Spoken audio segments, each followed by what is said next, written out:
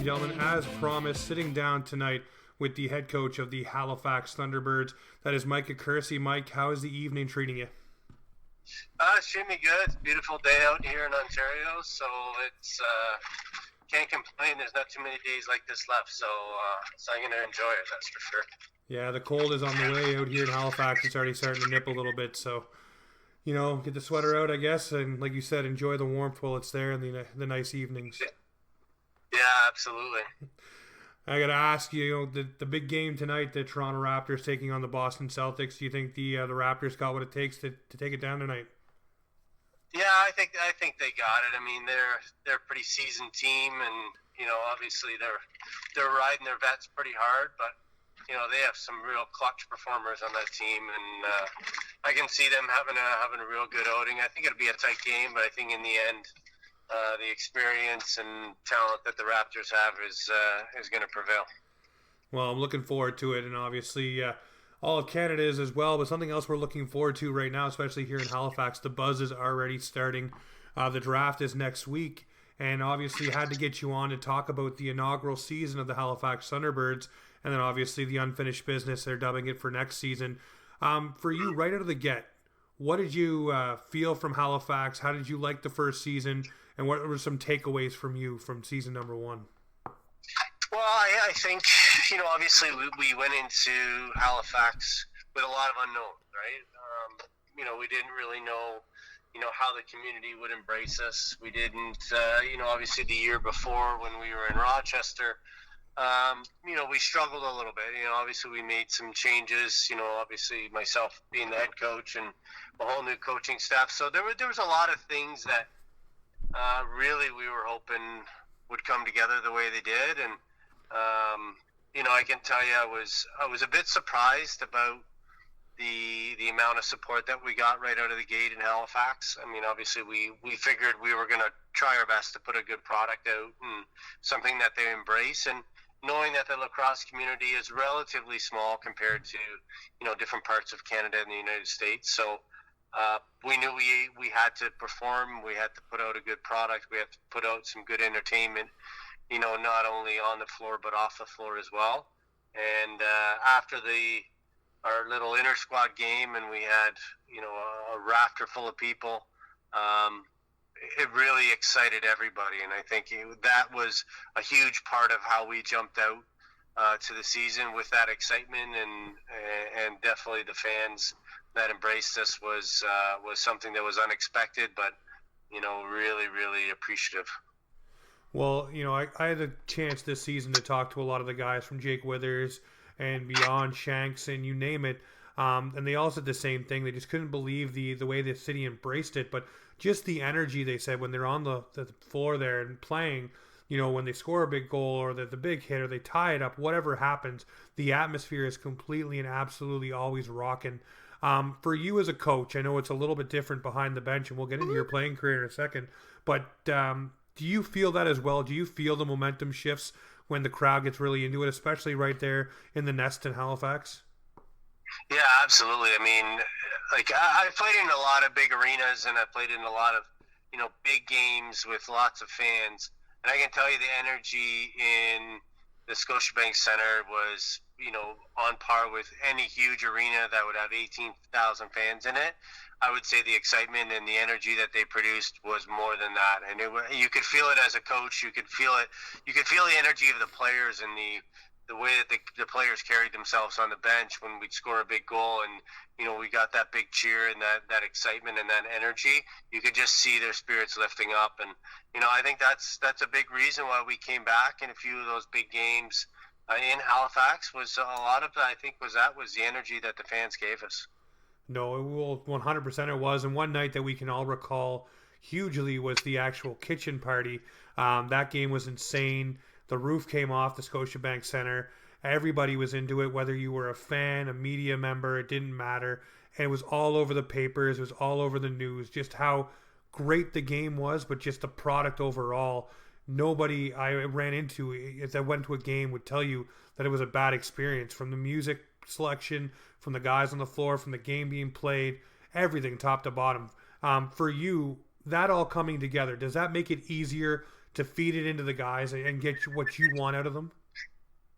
Yeah, absolutely. I mean, I think our staff in Halifax, Charlie, Avery, John Catalano, and obviously Kurt Stiers and the rest of the staff there have done an amazing job getting into the community, putting a good entertainment package together.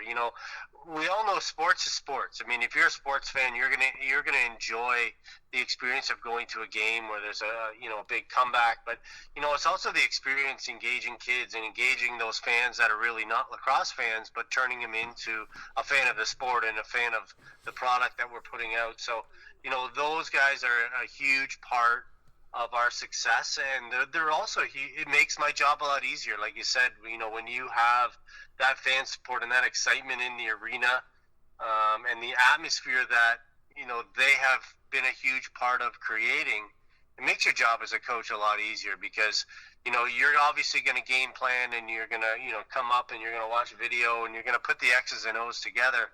But at the end of the day, when you're struggling and you get that little boost of energy, it is a huge advantage for us being the home team, and in that Scotiabank Center, having the energy that the fans give us. And it is, as a coach, you can feel it. So I'm sure as a player, they can feel it even more. Now, for you, I mean, through your playing career, 5-time NLL champion, you've been around a lot of great groups, and this group here in Halifax really took the National Lacrosse League by storm this season. And I had a lot of the guys tell me that they hadn't even put together a full 60 as of yet, just to watch and be ready when they finally do. And they were on that winning streak where they were just undefeated. For you, being around so many championship teams and being a part of them and going the full distance, do you feel this squad had what it would take to drive all the way to the finals? Absolutely. I think this was... I really do feel, and again, we talked about unfinished business. We do feel that, we had the squad, we had the players, and I think the coaching staff and support staff in place to really make a good push for this championship. I mean, a bit of, again, when you're a part of 5 NLL, champion teams, you've been a part of some good teams and some good locker rooms. But I can tell you, this was probably, besides my 2007 Rochester team that I was a player on, I would say this is by far the tightest group of guys that I've seen. They hung out together, they traveled together, they really became a family, and were willing to go to battle for everybody. And it's real easy to say that, but when you feel it in the room, and you feel that guys don't want to disappoint other guys, and guys want to put their best foot forward to help support their other teammates. That's something you can't coach. I mean, it's something that sometimes you either have or you don't have. I've been a part of teams where we've had all the talent in the world and you don't win. And the reason you don't win is because the unity of the locker room, I think, is a huge part of success. And if you can get the guys with that mindset of, family and team and working together, it doesn't matter who scores or who makes the big stop. It's what we do as a group together. It is really a powerful thing, and I think we had that in the locker room, and with a lot of those guys coming back to us this year, obviously we've adding a few pieces, and we'll add a few pieces in the draft. It's something special, and I think we've had something special in this locker room, and we saw it last year, and I think we're going to see it again this year. Well, I can speak to just the relationship that you have with some of the players. I mean, just getting ready for this tonight, I was looking at the exchange.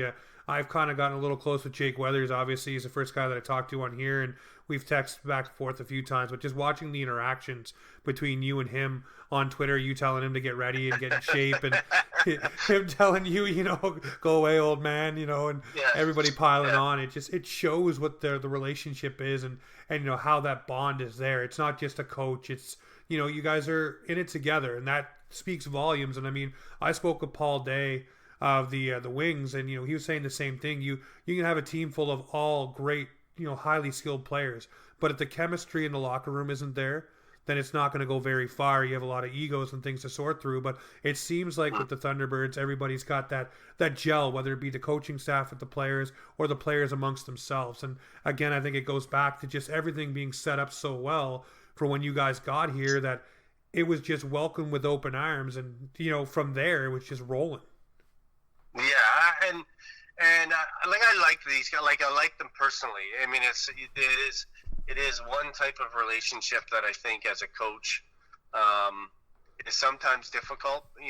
Trying to relate to guys. Obviously these guys are a lot younger than me, and getting on to Jake about playing video games in his basement. It's all in fun. I care about these guys. I like these guys personally.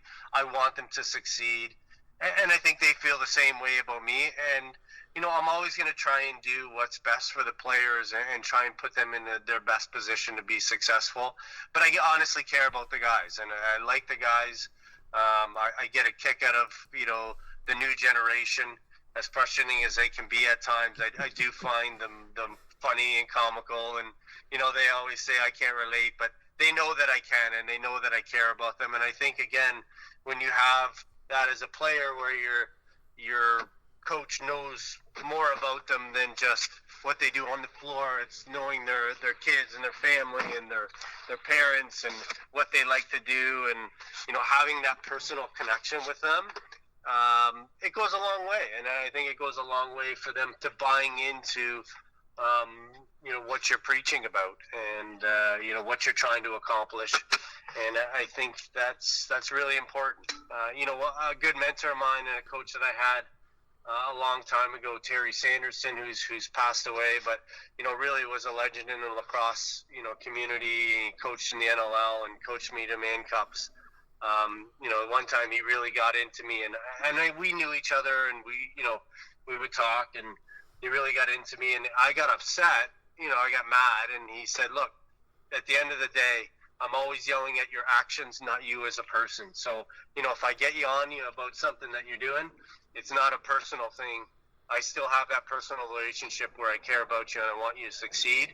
I'm just trying to help you and support you and try and get you to that place." So I think that goes with how you need to treat players. You need to be respectful of them.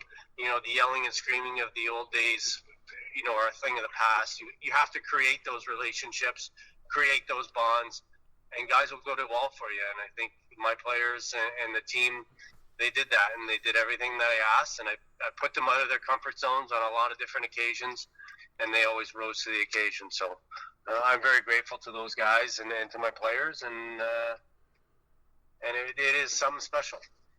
No, it is something special. I mean, those are actually great words to live by. I mean, you think about all the times, the interactions you have, whether it be with a boss or even a coach in any kind of sports, and you do get ticked off at times, and maybe you should stop and think about just the way you said it.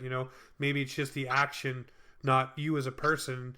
So often we do take things so personal that it ends up driving a wedge in a relationship. So those are actually really great words to like I said, to live by. Yeah. I was scrolling across and just getting ready for talking to you tonight, Mike, and I went on Wikipedia, and Wikipedia is not always the most reliable thing, but underneath your nickname, it has the nickname of No Mercy. And I'm just wondering if you could explain the old No Mercy Accursi.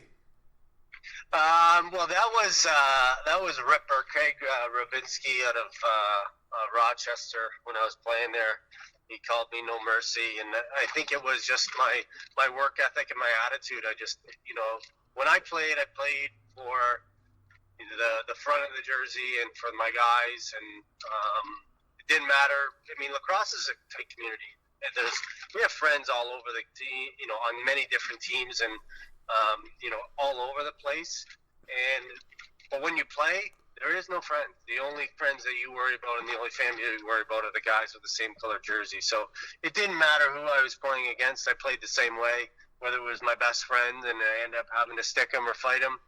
It didn't matter, because at the end of the day, after the game, I'd have a beer with him and we'd laugh about it. And I left everything that I could on the floor. And, there was lots of guys, I think, that were more talented than me, that were bigger than me, that came into the league with a lot of hype. And I outlasted a lot of those guys. And I think the reason was my work ethic. And if I can, teach anything to the players that come up in the new generation, is it doesn't matter what people say about you, what people write about you. Your work ethic is going to determine your success, whether it be in life or whether it be on the lacrosse floor.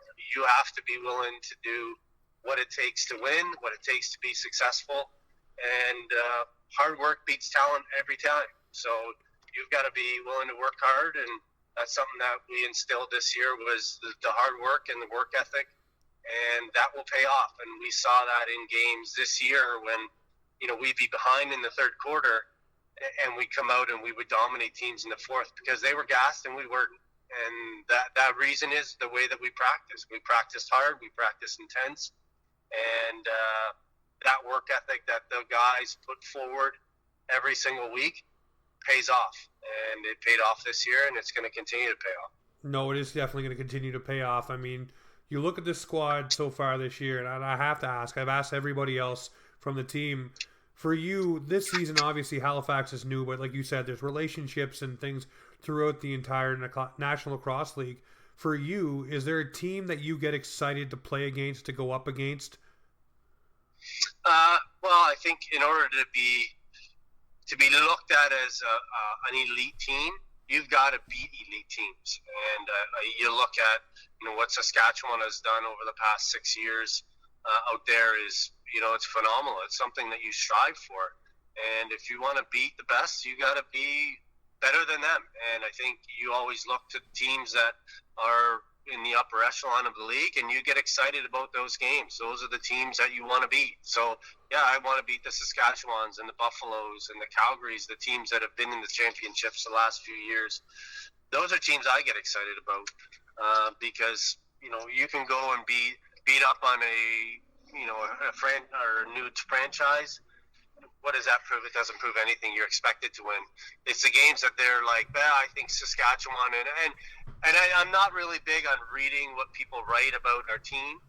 I know what we have in our locker room, but I always love looking at what the so-called experts have to say and who they think is going to win. And for me, that's fuel to the fire. They don't expect us to win.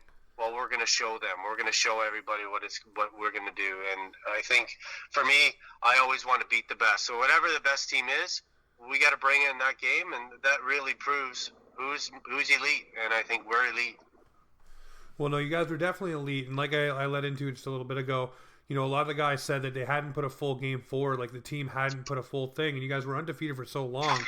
I'm wondering for you, coming into the unfinished business, obviously inaugural season 2.0, for you, what is one thing that you want this team to strive to work on to bring that full 60 forward?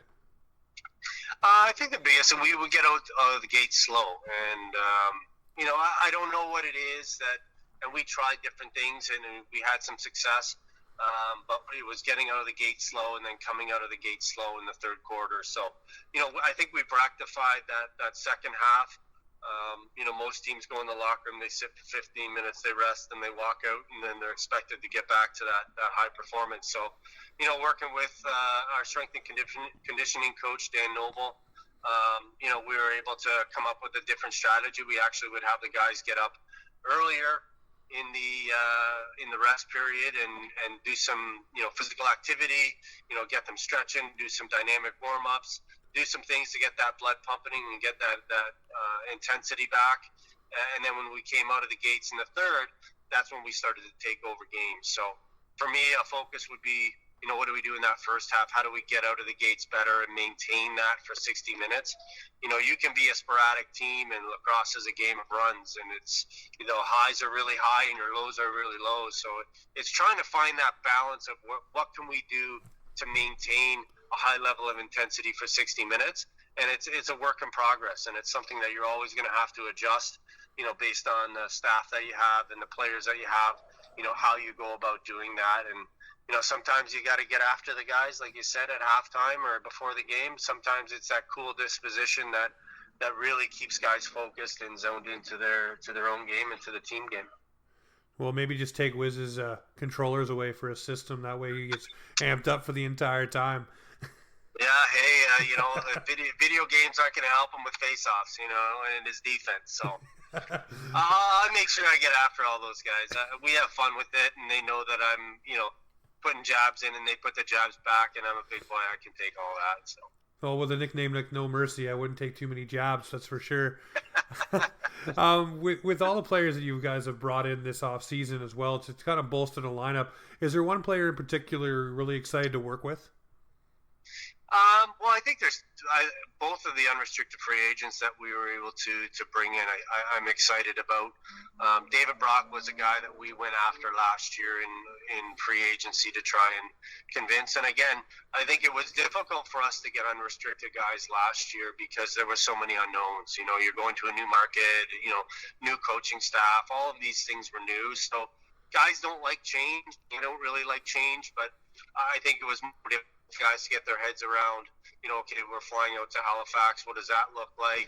You know, what does it look like in Halifax? Is this going to be an empty barn? So it was a bit more challenging to try and get those guys committed to come to us. And, you know, David Brock had the experience on the opposite side being in Toronto. And he talks about, you know, again, the energy and excitement that they have in Halifax. So, you know, getting him, I think, was good. You know, he's 6'4", 220, runs like a horse.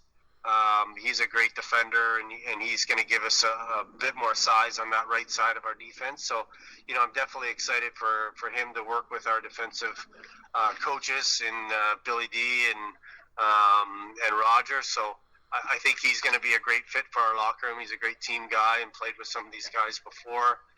And Steph LeBlanc. I mean, Steph LeBlanc is an elite player in this league and has been for a very long time. So the fact that he lives out in Halifax, I think, was a great fit for us, a great fit for him and his family. And he's a guy that scores big goals and has his whole career. So to add him to a very potent left side already, I think they're going to do some special things. Well, we'll harp on that on the second part of it with the draft coming up. For you, what are you hoping the team goes out and looks for? Is there anyone that you want, I guess, for a young player to bring in to kind of groom? Is there a position that you see that maybe be one not of weakness, but you could definitely use a young guy coming up that'll be a part of the squad later on?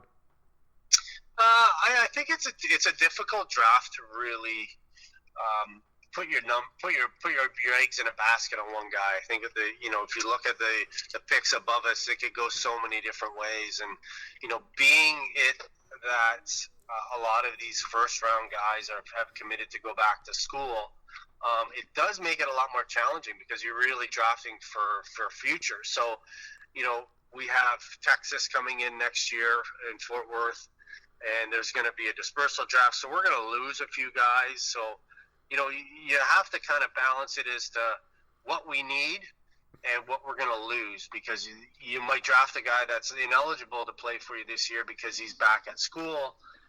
So there's really two ways to approach a draft. So, you know, how do you impact the team right now? What guys are available that you think can do that? And what guys do you think can backfill the players that you may lose, you know, when Fort Worth gets to take a few of our guys? So it's a bit of a challenge, this draft. I think it's very strategic. I won't say what we're going to do, but you know, obviously, I think there's some areas that I would always, you know, you can never settle for what you have, and you know, in the business of sports, you always have to continue to strive to get better. So we're gonna try and do that, and make sure that we're taking care of the future as well, in you know, what we think we're gonna lose, you know, come next season or the following season.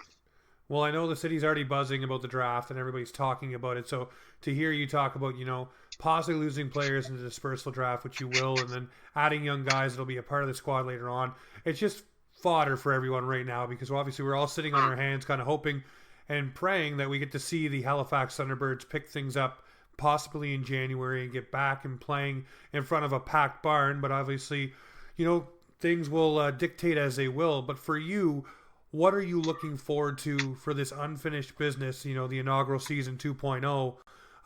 For Mike Accursi, what is the biggest thing you want to accomplish aside from the championship? Obviously, that's the big one, but what is something you want to have done for the Halifax Thunderbirds? Well, I think we want to continue to get better, and you know, obviously, like I said, I'm not one to kind of sit on, you know, reputation and what you've done before. You know, it's what have you done for me lately? So, you know, we're going to continue to try and get better. And I think we didn't even see the best of us. I think we are definitely moving in that direction and moving to a point in the season where you want to always try and peak towards the later part of the season.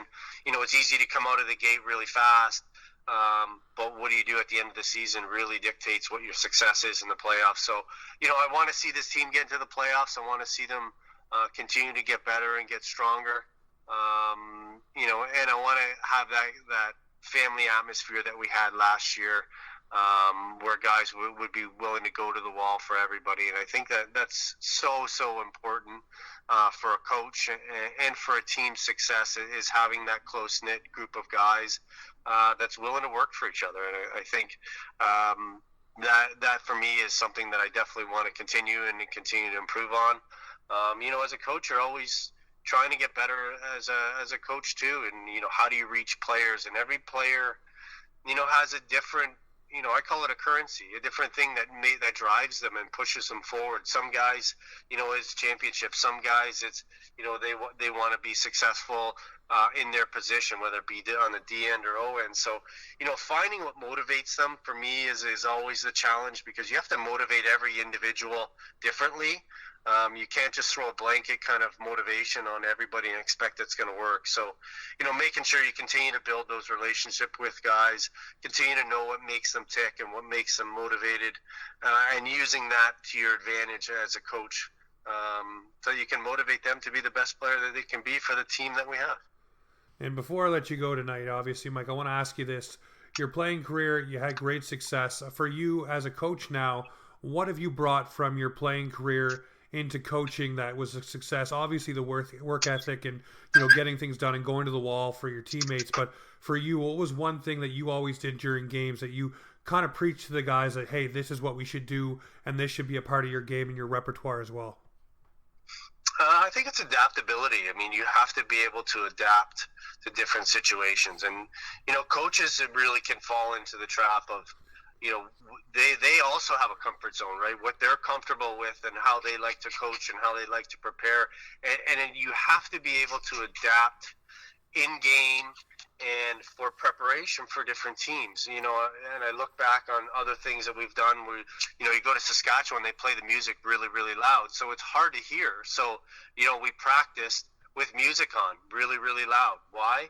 Because we wanted to be able to adapt to that and that type of environment when you're going into an environment where you can't hear. So, it's the subtleties that you may have to do through communication, with players, so that they can adapt to that. So, being able to look at situations as a coach, look at teams, being able to break them down different, being able to game plan properly for them. I think that's a continual learning, experience for a coach. And, I want to continue to be a better coach and a better person for my players and for my staff. And, that adaptability, I think, is something that I'm going to continue to do. And I think that led me to lots of success in my playing career. Well, Mike, I can say for the fans here in Halifax and for myself as well, we absolutely enjoyed the inaugural season and how it kicked off. And unfortunately, it ended too soon, too short. But we love what you brought and how you got the guys going. I cannot wait to see what happens during the draft. Hopefully get to hear some things about that. But I cannot wait for you guys to get back and playing here in Halifax. And I look forward to talking to you closer to the beginning of the season and seeing what you think about the squad and what the goals are and what's going to be happening. Yeah, thanks a lot for having me on. And, we're just as excited to get back to work and, perform for our fans. And we want to make sure that we put our best foot forward. And we want a championship in Halifax, and that's what we're working towards. Well, I know everybody here in Halifax cannot wait to get back to the nest to see that, sir. So thank you very much for taking the time tonight. Cannot wait for the draft, sir. And have yourself a great evening. Yeah, thank you very much. Take care. All right, so as you heard, that is the head coach of the Halifax Thunderbirds, Mike Accursi, talking about the season, everything that was, and what will be going into the next season. Be sure to catch the National Lacrosse League draft for the Halifax Thunderbirds on the 17th. Between 7:30 and 8:30, I'll be joining at some point to be talking about the team and everything going on with the inaugural season. And of course, be sure to check out all the draft picks from the Halifax Thunderbirds and get ready for the inaugural season 2.0, the unfinished business. All right, ladies and gentlemen, that is Offside Hockey Talk, where sports come to talk.